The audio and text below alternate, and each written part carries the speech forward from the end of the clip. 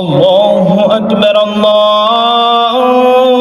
আসরের পরে কি কি করলাম সবকিছু থাকবে এই ব্লগে, কেউ মিস করবেন না ইনশাআল্লাহ। আসসালামু আলাইকুম ওয়া রাহমাতুল্লাহি ওয়া বারাকাতুহু। কেমন আছেন সবাই? আশা করি সবাই ভালো আছেন। আমিও আপনাদের দোয়ায় অনেক ভালো আছি, আলহামদুলিল্লাহ।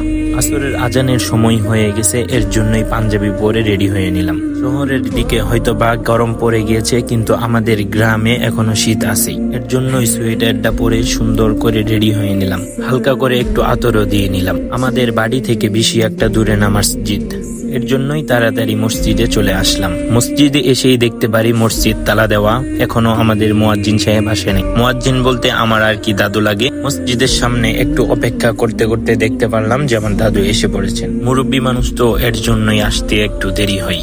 সবাই তার জন্য দোয়া করবেন যেন আল্লাহ তাআলা তাকে অনেক দিন বাঁচিয়ে রাখেন।